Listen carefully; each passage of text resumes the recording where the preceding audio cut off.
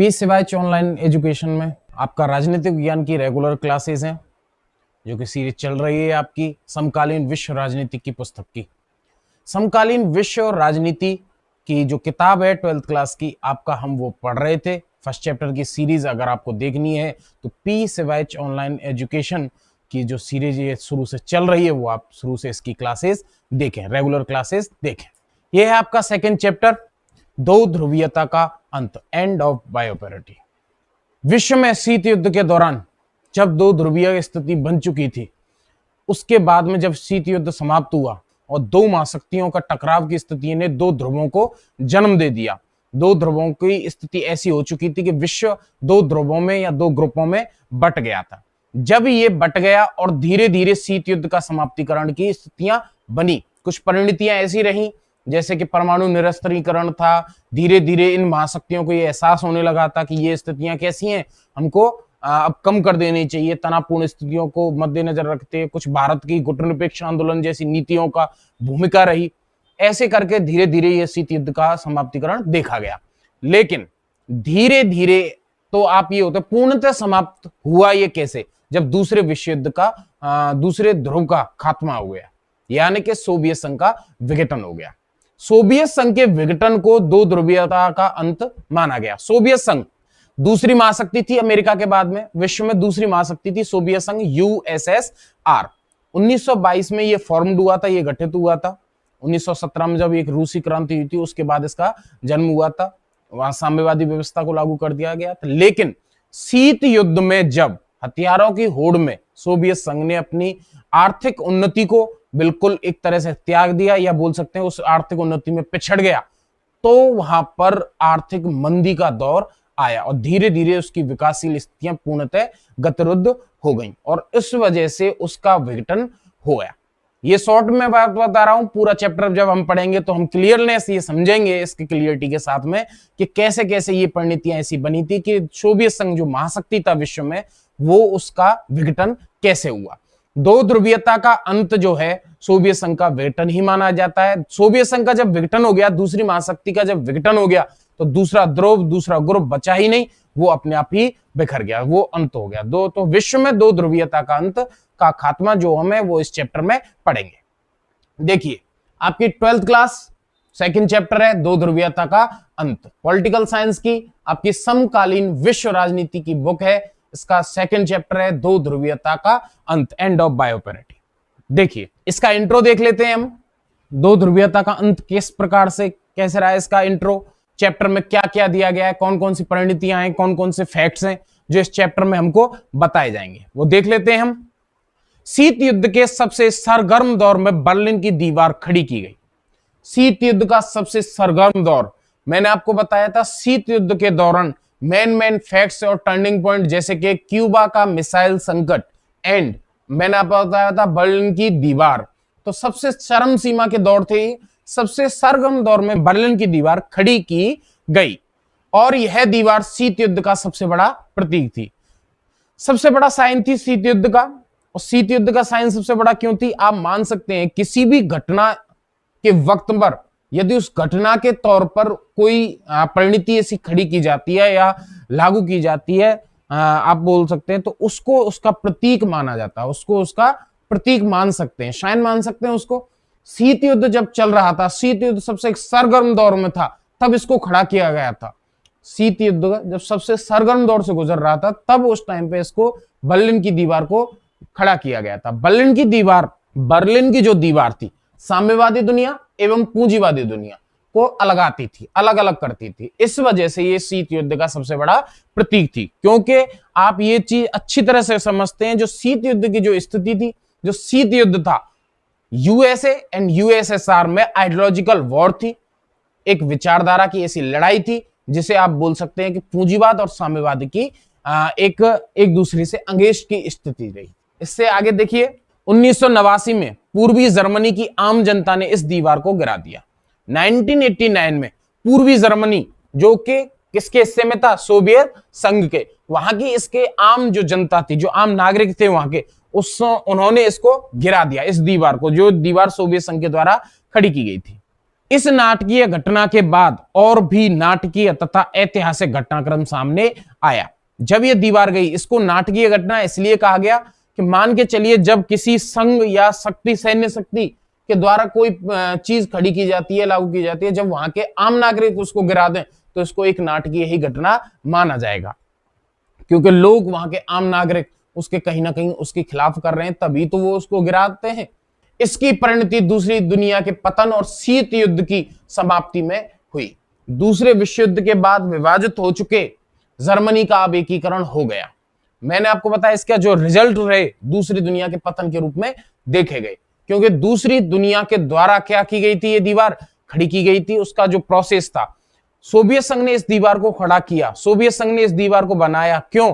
क्योंकि पूंजीवादी दुनिया का असर किस पे ना हो, साम्यवादी दुनिया पर ना हो। इसलिए जब वहां की आम जनता ने, पूर्वी जर्मनी जो कि सोवियत संघ के हिस्से में था, जब उसने इस दीवार को गिराया तो कहीं ना कहीं इसको उसकी दूसरी दुनिया के पतन का कारण माना गया और शीत युद्ध की समाप्ति का कभी रीजन इसको आप कह सकते हैं।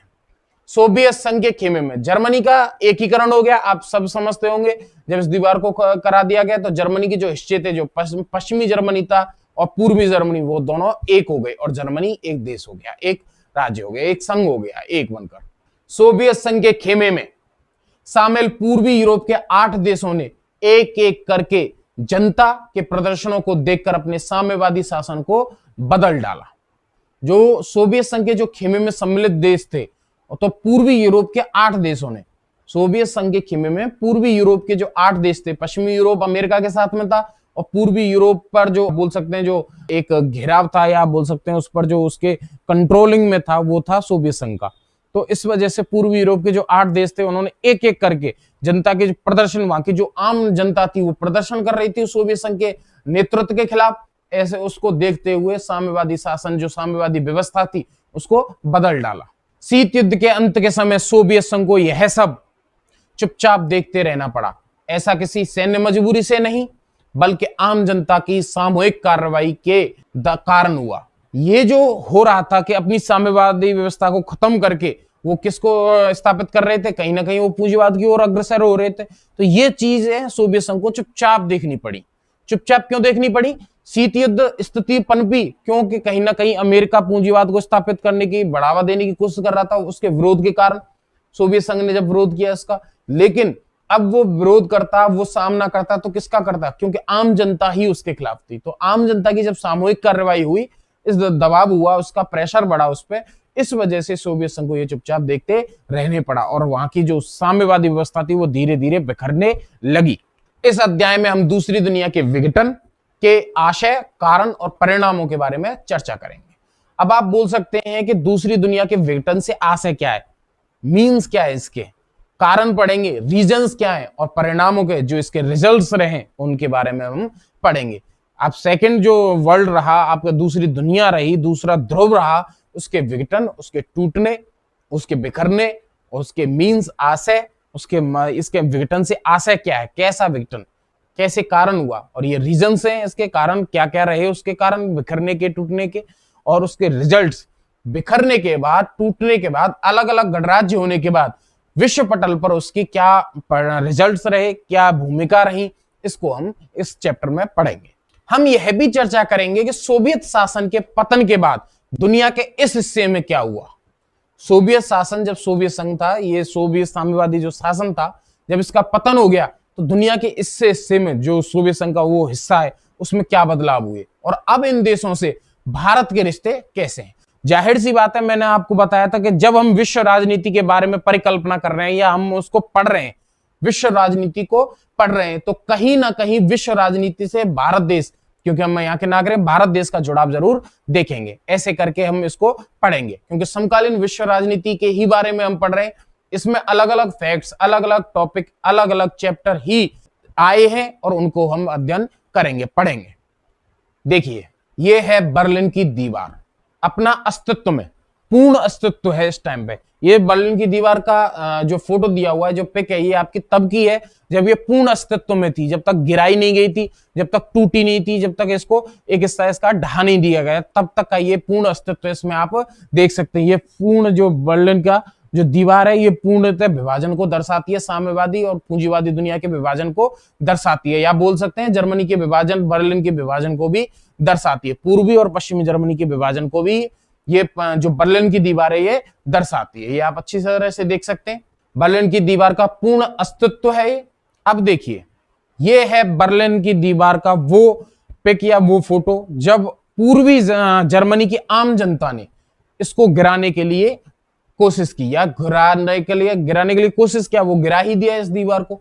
तो आप कह सकते हैं जब पूर्वी जर्मनी की आम जनता ने इस दीवार को गिराया, ये तब का फोटो है। आप देख सकते हैं किस प्रकार से इस दीवार को गिराने की ये कोशिश कर रहे हैं। सेकंड में आप देख सकते हैं, सेकंड पिक में, कि इस दीवार का जो एक हिस्सा है इसको ढा दिया गया है जनता के द्वारा। इस फोटो में क्लियर हिस्सा नहीं दिखाया गया, वो आपको आगे आएगा। ये दीवार को देखिए, यहाँ इस पर प्रहार किया जा रहा है, वार किया जा रहा है इस पर, इसको दीवार को गिराने के लिए। प्लस यहाँ पर इसको आप देख रहे हैं, इसके जो दीवार के जो कीले हैं या दीवार के जो तार हैं ये निकल के आ चुके हैं। इसको गिराने के लिए जनता बिल्कुल पुरजोर प्रयास कर रही है इस दीवार को गिराने के लिए। बर्लिन की दीवार पूंजीवादी दुनिया और साम्यवादी दुनिया के बीच विभाजन का प्रतीक थी।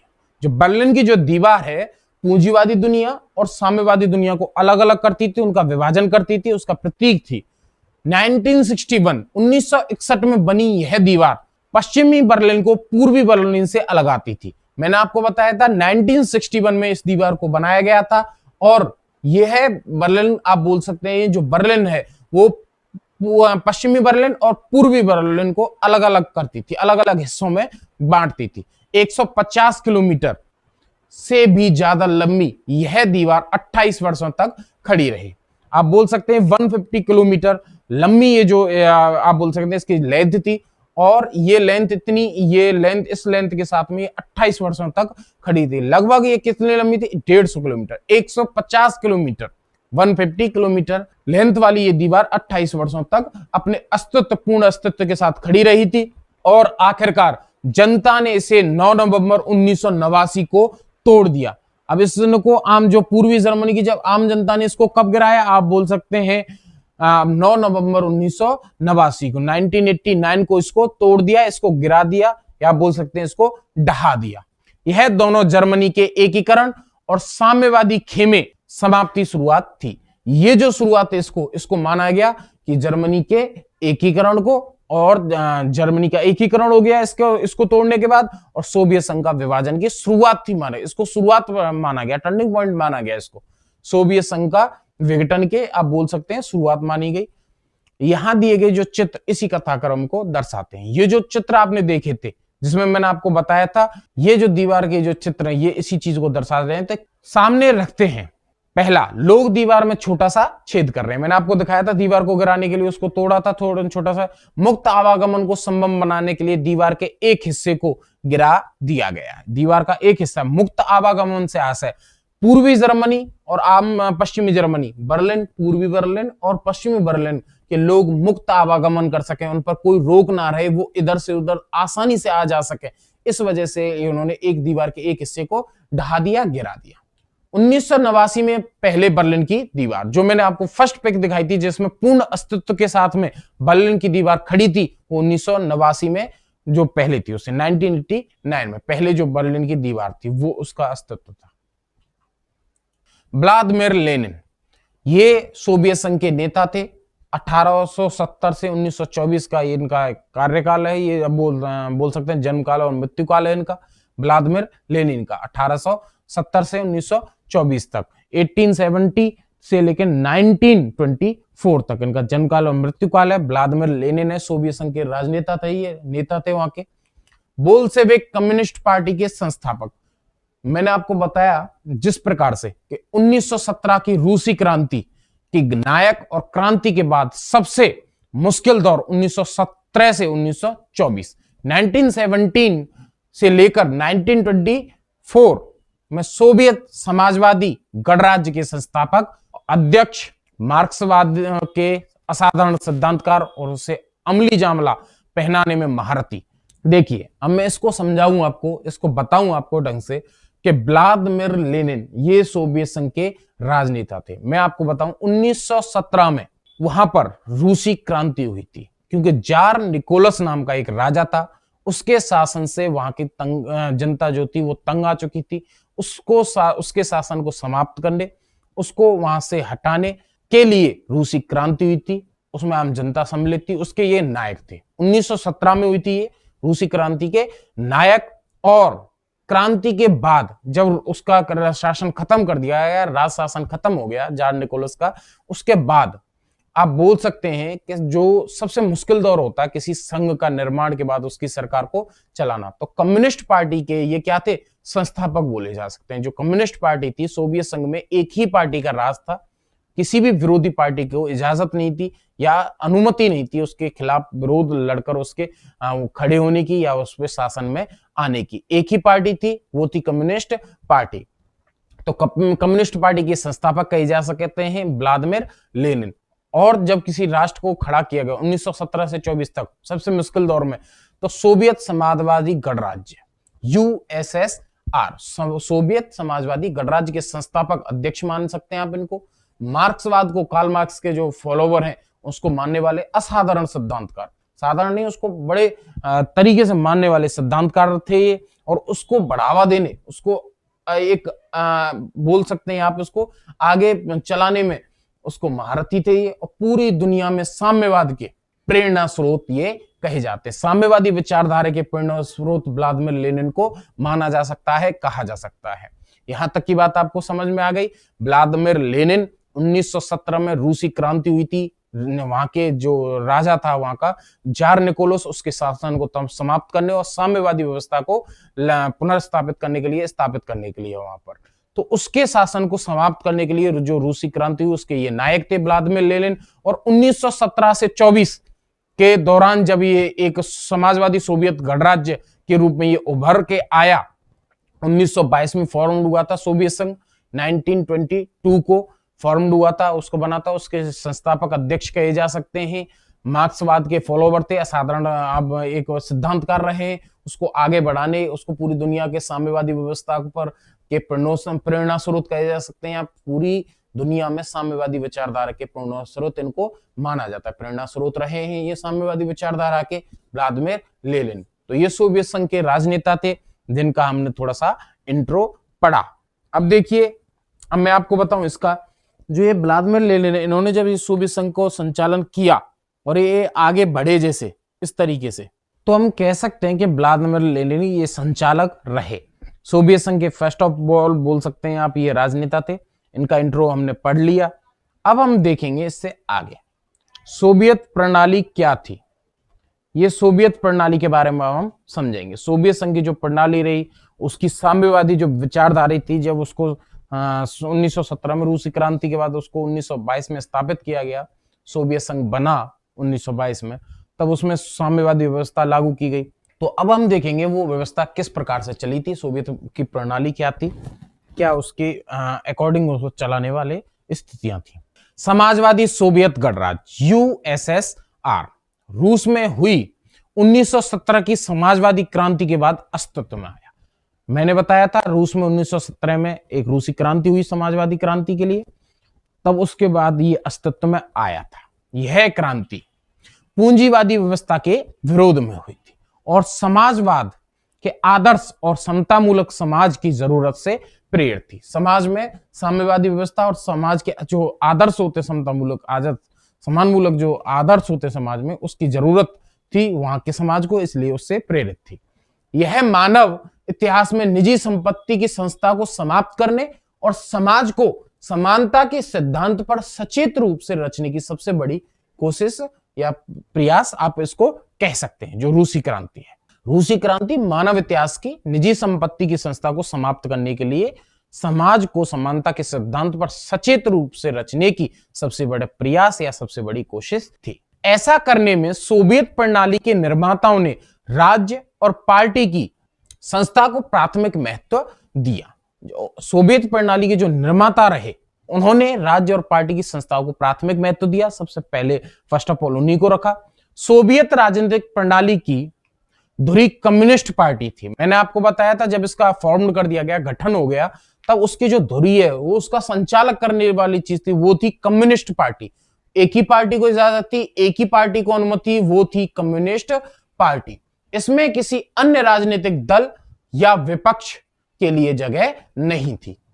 अर्थव्यवस्था योजनाबद्ध और राज्य के नियंत्रण में थी। दूसरे विश्व युद्ध के बाद पूर्वी यूरोप के देश सोवियत संघ के अंकुश में आ गए।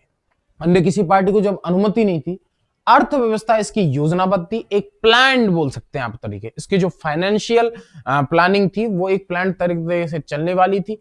इसकी योजनाबद्ध ये तरीका था इसको अर्थव्यवस्था को संचालन के लिए। राज्य के पूर्णतः नियंत्रण में थी, कम्युनिस्ट पार्टी का शासन था। और अब बात होती है दूसरे विश्व युद्ध के बाद में, जो पूर्वी यूरोप है, शीत युद्ध के दौरान, द्वितीय विश्व युद्ध के बाद में शीत युद्ध की स्थिति को जन्म हो चुका था, मान सकते हैं आप उसको। तो पूर्वी यूरोप के हिस्सों पर या पूर्वी यूरोप के जो देश हैं उन पर कंट्रोल किसका हो गया? सोवियत संघ के अंकुश में आ गए। वो सोवियत सेना ने इन्हें फांसीवादी ताकतों के चंगुल से मुक्त कराया था। सोवियत सेना ने इसको फांसीवादी ताकतों के चंगुल से मुक्त करा लिया था। इन सभी देशों की राजनीतिक और सामाजिक व्यवस्था को सोवियत संघ की समाजवादी प्रणाली की तर्ज पर डाला गया। जो ये सभी जो देश हैं जो इसके कंट्रोल में आए थे, उसके अंकुश में आए थे, इनको राजनीतिक और सामाजिक जो व्यवस्था थी, इनको सोवियत संघ की जो समाजवादी प्रणाली थी, साम्यवादी जो प्रणाली थी, उसकी तर्ज पर डाला गया, क्योंकि उसी के कंट्रोल में थे। इन्हें ही समाजवादी खेमे के देश या दूसरी दुनिया कहा जाता है।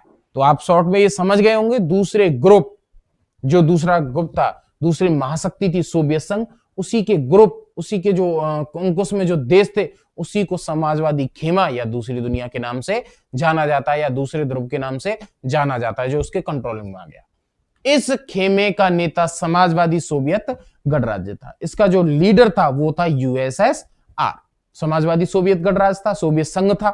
दूसरे विश्व युद्ध के बाद सोवियत संघ महाशक्ति के रूप में उभरा। जो सोवियत संघ है दूसरी महाशक्ति के रूप में उभरा, एक महाशक्ति के रूप में उभर के आया दूसरे विश्व युद्ध के बाद। अमेरिका को छोड़ दें तो सोवियत संघ की अर्थव्यवस्था शेष विश्व की तुलना में कहीं ज्यादा विकसित थी। एक अमेरिका को छोड़कर उसकी जो अर्थव्यवस्था है उस शेष विश्व की तुलना में सबसे कहीं ज्यादा विकसित आप उसको मान सकते हैं। तभी तो वह शक्ति था, कहीं ना कहीं आर्थिक स्थिति में भी वो बहुत मजबूत था। सोवियत संघ की संचार प्रणाली बहुत उन्नत थी। अब ये जो उसकी जो व्यवस्था है ना सोवियत संघ की या सोवियत संघ की जो साम्यवादी जो व्यवस्था जो वहां पर संचालन कर रही थी, संचालक स्थिति में थी, तो उसकी ये विशेषताओं में आप इसको आकलन कर सकते हैं या विशेषताओं में इनको समझ सकते हैं। इसकी जो संचार प्रणाली थी इसकी, तो वो बहुत उन्नत किस्म की थी। कैसी थी? उन्नत किस्म की। उसके पास विशाल ऊर्जा संसाधन था, जिसमें खनिज तेल, लोहा और इस्पात तथा मशीनरी उत्पाद भी शामिल है। उसके पास में विशाल ऊर्जा संसाधन थे, खनिज तेल होते हैं जैसे कि पेट्रोलियम हुआ, लोहा हुआ, इस्पात हुआ, ये खनिज संसाधन बहुत ही आप बोल सकते हैं अधिक मात्रा में वहां पर उपलब्ध थे। विशाल ऊर्जा संसाधन था उसके पास में। सोवियत संघ के दूर दराज के इलाके भी आवागमन की सुव्यवस्थित और विशाल प्रणाली के कारण आपस में जुड़े हुए थे।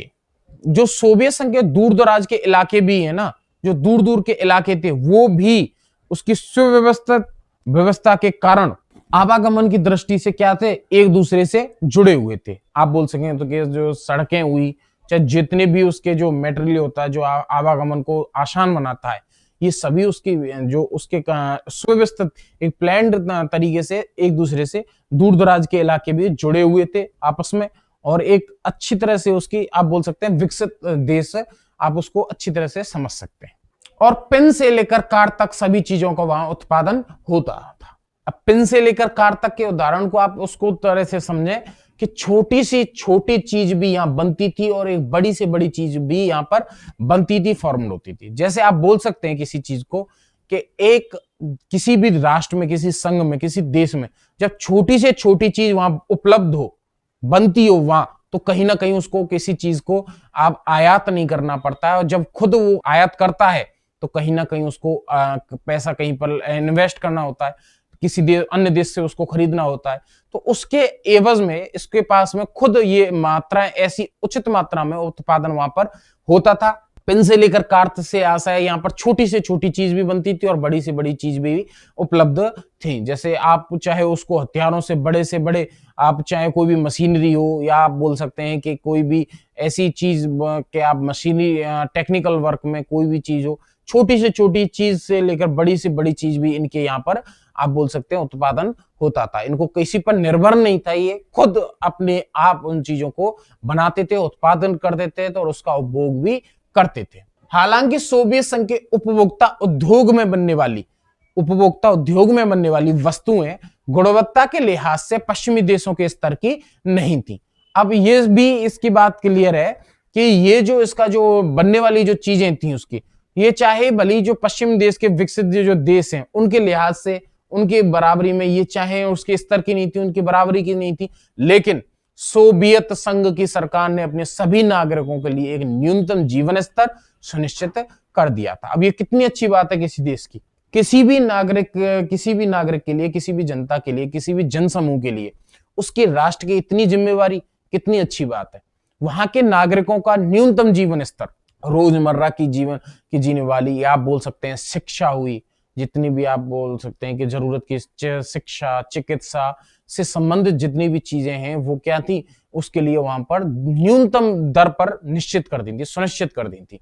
कम से कम पैसे में उनको ये चीजें उपलब्ध होती थी और कोई भी पैसा अगर देने की उपलब्ध नहीं है। जैसे कि मैं आपको बताऊं, हमारे देश में 14 वर्ष तक के बच्चों को फ्री ऑफ कॉस्ट शिक्षा का प्रावधान है। तो ये चीजें एक राष्ट्र की जिम्मेवारी है अपने नागरिकों के प्रति, अपने जन वहां के जो नागरिक है, अपना जन समूह, उनके प्रति उत्तरदायी है वो सरकार, तभी तो ये चीजें करती हैं। 14 वर्ष तक के निःशुल्क बच्चों को हमारे देश में, ये उदाहरण के तौर पर आप समझ सकते हैं, उसी प्रकार से यहाँ पर न्यूनतम जीवन स्तर जो नागरिकों था वो सुनिश्चित कर दिया गया था सोवियत संघ की कम्युनिस्ट पार्टी के द्वारा या सोवियत संघ की शासन प्रणाली के द्वारा। ये उसकी विशेषताओं को दर्शाता है। ये अब तक की जो बातें चल रही हैं उसकी अच्छी बातों के बारे में बताया जा रहा है कि उसमें किस प्रकार की स्थितियां पनप रही थी, किस स्थितियों से वो संचालन हो रहा था, उसका संचालक किस स्थिति से उसको चला रहे थे। लेकिन धीरे धीरे यही स्थितियां कैसे तब्दील होंगी, कैसी बदलेंगी, तभी तो उसका विघटन होगा। इन चीजों के बारे में भी हम बातें करेंगे, समझेंगे। लेकिन आप इससे समझें कि न्यूनतम जीवन स्तर वहां का सुनिश्चित कर दिया गया था। सोवियत संघ का घरेलू उपभोक्ता उद्योग भी बहुत उन्नत था और वहां के जो लघु उद्योग हैं, जो घरेलू लघु उपभोक्ता उद्योग हैं, वो भी बहुत उन्नत मात्रा थे। सरकार बुनियादी जरूरतें उनकी मसलन स्वास्थ्य सुविधा, शिक्षा, बच्चों की देखभाल तथा लोक कल्याण की अन्य चीजें रियायती दर पर मुहैया कराती थी। अब आप ये भी समझे कि न्यूनतम जीवन स्तर सुनिश्चित कर दिया गया।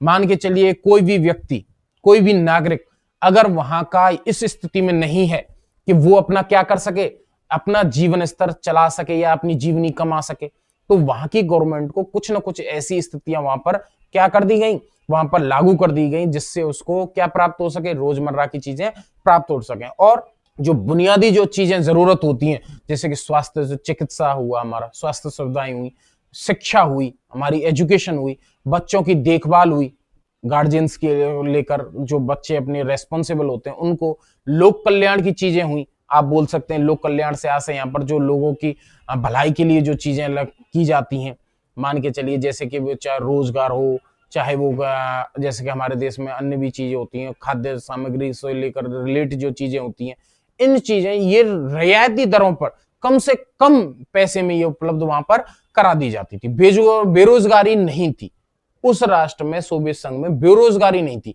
सभी आप समझ सकते हैं कि जब अच्छा उद्योग होगा, अच्छे रोजगार होंगे, तो बेरोजगारी पनप ही नहीं सकती। लघु उद्योग भी मजबूत था, बड़े से बड़े उद्योग भी मजबूत थे, तो ऐसे में करके वहां पर बेरोजगारी नहीं थी। मिल्कियत का प्रमुख रूप राज्य का स्वामित्व था। जो वहां के जो दुग्ध उत्पादन के जो आप बोल सकते हैं संसाधन थे वो राज्य के स्वामित्व में थे, तथा भूमि और अन्य उत्पादक संपदाओं पर स्वामित्व होने के अलावा नियंत्रण भी किसका था, राज्य का था। अब ये जो संचालन है उसका, वो संचालन सब कुछ किसके हाथ में था, राज्य के हाथ में था, यानी कि कम्युनिस्ट पार्टी के हाथ में था। बहरहाल सोवियत प्रणाली पर नौकरशाही का शिकंजा कसता चला गया। अब ये जो बातें स्टार्टअप तक इसकी जो बातें की गई, ये उसकी तारीफ को दर्शाती हैं, ये उसकी अच्छाई को दर्शाती हैं। लेकिन जब आप सोच के चलें कि सभी चीजों पर नियंत्रण किसका हो गया, कम्युनिस्ट पार्टी को हो गया, यानी कि सोवियत संघ के शासन में हो गया, तो कहीं ना कहीं वो नौकरशाही का शिकंजा कसता चला गया, नौकरशाही का बोलबाला होने लग गया। नौकरशाही से आशा है जो कि आधिकारिक रूप से आप बोल सकते हैं कि संघ में शामिल थे, सरकार में शामिल थे, उनका बोलबाला हो गया। जब उनके कंट्रोल में चीजें थी तो कहीं ना कहीं उन्हीं के एवज में काम होने लगे, उन्हीं का बोलबाला होने लगे, उन्हीं के हिसाब से काम होने लगे। आम नागरिकों की जो शक्तियां थी वो कमजोर थी, कम्युनिस्ट पार्टी के सदस्यों के हाथों में सब कुछ था। ऐसे में करके उनको नौकरशाही का शिकंजा उस पर कसता चला गया। आप बोल सकते हैं इस चीज को कि नागरिकों का जो जीवन है वो कठिन होता चला गया। जब आम नागरिक के अधिकार कम हो और वहां के जो नौकर हो, या फिर बोल सकते हैं कि जो वहां के अधिकारी हो, उनके अधिकार क्या हो, आम नागरिकों तो ज्यादा हो, तो कहीं ना कहीं आम नागरिकों का जीवन कैसा होता है, कठिन होता चला जाता है। लोकतंत्र और अभिव्यक्ति की आजादी नहीं होने के कारण लोग अपनी असहमति अक्सर चुटकुलों और कार्टूनों में व्यक्त करते थे। अब ये चीजें भी देखिए, जब एक पार्टी का शासन था वहां पर, तो लोकतंत्र में लोकतंत्र नहीं था। लोकतंत्र कैसे नहीं था? लोकतंत्र की आजादी नहीं थी। आप बोल सकते हैं कम्युनिस्ट पार्टी बन गई, वो शासन में आ गई, ये सत्तावादी हो गई थी। क्या हो गई थी? सत्तावादी की। एक एक व्यक्ति का शासन बहुत बहुत कालों तक चला, या बोल सकते हैं बहुत बहुत सालों तक, लंबे समय तक चला। ऐसे में करके उसी की मनमानी या फिर उसी के बोल सकते हैं कि फैसलों के अकॉर्डिंग ये सोवियत संघ की शासन प्रणाली चली थी, और ऐसे में वो सत्तावादी युग बदल गया। वो लोकतंत्र आप उसको बोल नहीं सकते। लोकतंत्र का खात्मा हो गया। लोकतंत्र की आजादी नहीं थी। और अभिव्यक्ति, जो अंदर की जो लोगों की भावनाएं होती हैं, जो अंदर के विचार होते हैं, अंदर के जो आप बोल सकते हैं कि लोगों के सरकार के खिलाफ या शासन के खिलाफ जो भी सोच होती है, उसको व्यक्त करने की, उसको उजागर करने की अनुमति नहीं थी लोगों को, और उसकी असहमति थी, सरकार उसका विरोध करती थी। तो विरोध जताने की जब अनुमति नहीं थी, तो जो अपनी असहमति होती है, उसके जो खिलाफत होती है, उसको वो कैसे दर्शाते थे? चुटकुलों और कार्टूनों के माध्यम से व्यक्त करते थे उसको, जो लोग हैं। सोवियत संघ की अधिकांश संस्थाओं में सुधार की जरूरत थी। अब ऐसी स्थितियां बनी तो संघ की जो अधिकांश संस्थाएं थी, उनमें सुधार की जरूरत पड़ी। सोवियत संघ में एक दल, यानी कि कम्युनिस्ट पार्टी का शासन था। अन्य कोई दल नहीं था, उसका कोई विरोधाभासी नहीं था, विरोध करने वाला नहीं था। जब किसी शासन में अन्य किसी पार्टी को, विरोधी पार्टी को वो नहीं होता है, तो कहीं ना कहीं आप बोल सकते हैं कि एक ही पार्टी का बोलबाला हो जाता है। और एक पार्टी के बोलबाला होने से कहीं ना कहीं आप इस चीज को बोल सकते हैं कि वो सत्तावादी युग में परिवर्तित हो जाती है, और कहीं ना कहीं अपनी मनमानी करने लगते हैं। कि इस दल का सभी संस्थाओं पर अंकुश हो गया। यह जो दल है, जो जनता के प्रति जवाबदेह नहीं था। अब ये कम्युनिस्ट पार्टी है जो जनता के प्रति क्या नहीं रहा?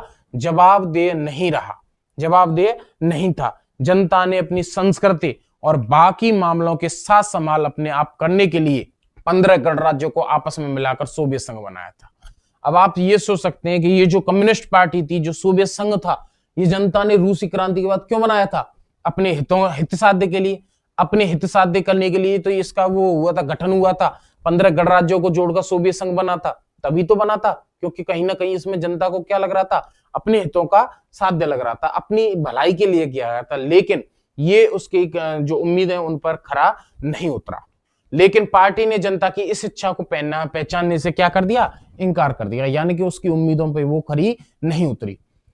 हालांकि सोवियत संघ के नक्शे में रूस संघ के 15 गणराज्यों में से एक था, लेकिन वास्तव में रूस का हर मामले में प्रभुत्व था।